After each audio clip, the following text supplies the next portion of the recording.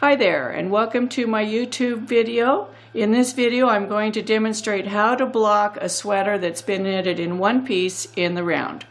This is Zwig, and there will be a comment in the description giving you a link to the Ravelry pattern and the designer's page. I'll also include the yarn that was used for knitting this project. So when I'm first knitting a sweater and I'm going to block it, I have to think about several things. One, I want it to be the size that I intended it to be. I did knit a gauge swatch in the round and blocked that before I started and used that to double check my gauge, and everything looked good. So this should come out to the dimensions that I desire. So I'm going to work with those dimensions first. In the meantime, I'm going to fold this sweater up just like this into one piece. And then I'm going to put it in the water for blocking. So this is clear, room temperature water with nothing added to it. I'm going to set my folded sweater up into this water, and I press it down gently. And you'll see the air bubbles coming out. You do have to press it down to get the air out, otherwise the sweater will float on the surface and it'll float there for a long time. So I'm just holding it down, allowing the air to come out. You don't want to agitate it. You don't want to be pushing it up and down. And you can check, yes, it's going to stay under the water. We'll get a little bit more air out. Okay, so we're going to let it sit in there for at least 20 minutes. Longer is okay, but it takes about 20 minutes for the wool to absorb the water adequately. So we're going to set that to the side now. Now what we're going to do is we're going to be using our yardstick, and we're going to create the space where the sweater is going to fit.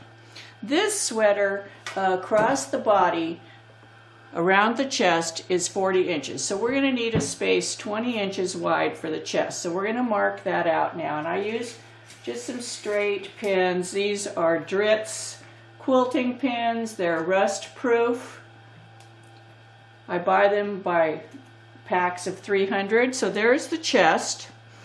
And we're going to say these are also the underarms. So the arms will be coming out this way. The yoke will be up here. From the underarm down, we're expecting this sweater. We're expecting it to be 15 inches. So we're going to come straight down and mark 15 inches on either side.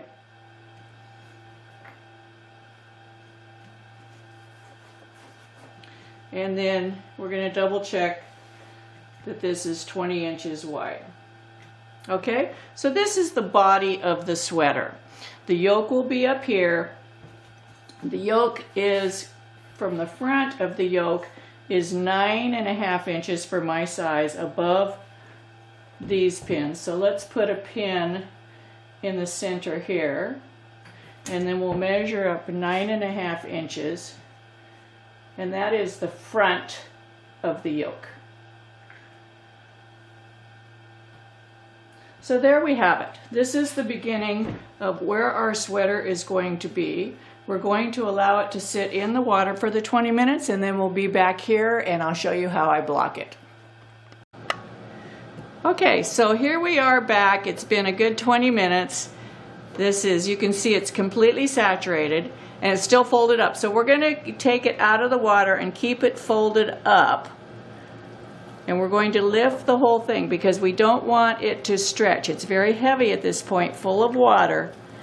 And we're just going to squeeze the water out. We don't want to let the water stretch it. So I'm just squeezing some of the excess water out.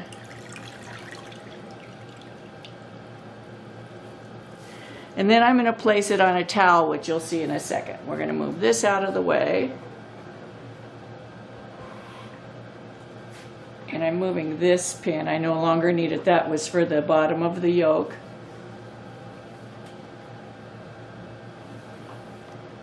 Here's the towel. I had just set the sweater on it. And remember when we folded it up, here's the beginning of the top. So let's just turn it this way. And we're just going to unfold it.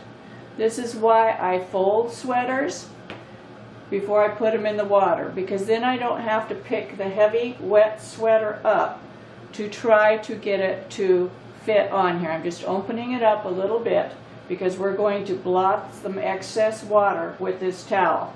So we opened it up a little bit. We're going to take the towel and roll the sweater. And I can already feel a lot of the water coming out, and I'm just pressing on it. I can feel, see the water coming out? You do not want to leave it in the towel for very long, just a minute. If you leave it too long, it will pull up too much water and cause wrinkles in your sweater. So I don't like roll it up and leave it overnight or anything like that. Sometimes it takes 2 towels. You have to put it in one towel, roll it up, and then change it to another towel. So we're going to open it up. And we can see it's much lighter now. A lot of the water's out. So we're going to fold it back up again a little bit. We're going to remove the towel. Now we're going to use our pins as a guide. We know this pin here is at the bottom, is the top of the front neck. So we're going to put our front neck there. Here's going to be one armpit right here. Here's the other armpit. Then our bottom of our sweater is going to come down to our pre-marked pins. Now you can see, here's our pins. It would be really easy to stretch this sweater out. And notice as I pull it sideways that it's getting shorter. So you need to pre-plan. That's why I use the pins, so that I'm actually getting my sweater blocked to the dimensions that I had planned it to be. Because at this point, while the wool is wet, you can make big unintentional changes in the fabric.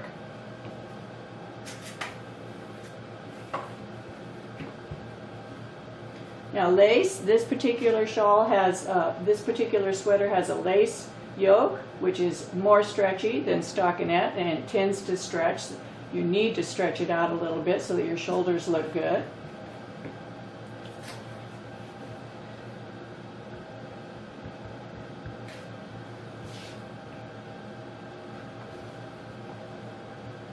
Blocking is what turns a piece of knitting into a piece of art.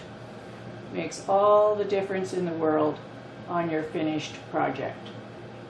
Now at this point I take a look at it. I want my lines to line up. For example, see the ribbing down here? These are all cattywampus. So at this point I start looking at them, lining them up, making sure the under fabric is at the same length.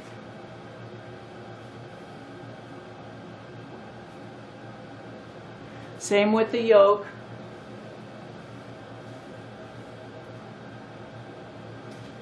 See how these are all going? I want them to go like this. This is when you can change that. The fabric's very malleable at this point. And I'm just tapping it with my fingers lightly to move it where I want it to be. Now this is looking pretty darn good. I'm very excited. I can hardly wait to see what it's like when it's dry. So there you have it. I'm going to let this dry overnight, and then we'll be looking at it again tomorrow. We'll pick it up and see how it feels. It's going to be beautiful. I love it. See you tomorrow. Okay, so here we are. It's been overnight. This is the next day, and we've let it sit here. Here's our pins that we initially put in to mark the body. I took the one out for the neck. You can see that it's dry now. The fabric is lovely. It's just beautiful. It has so much drape. You can see, whereas it did not have this before. Now, I want to mention some things about this sweater that I altered, because you're all going to be looking at the pattern on Ravelry now because this is so beautiful. I did make it 3/4 length sleeves rather than full length. I added the color work here instead of just plain ribbing, and I added this color work at the bottom. Other than that, the sweater is knit directly to the pattern. This is an excellent pattern, very well written. I highly recommend it to anybody. I will put links to the yarn that I used in the description and a link to the pattern. If you enjoy my videos, I hope that you choose to subscribe to my channel. It's that red button. You just hit subscribe and share them with your friends. I have lots of educational videos. I hope you come back and see them. And happy knitting. See you next time.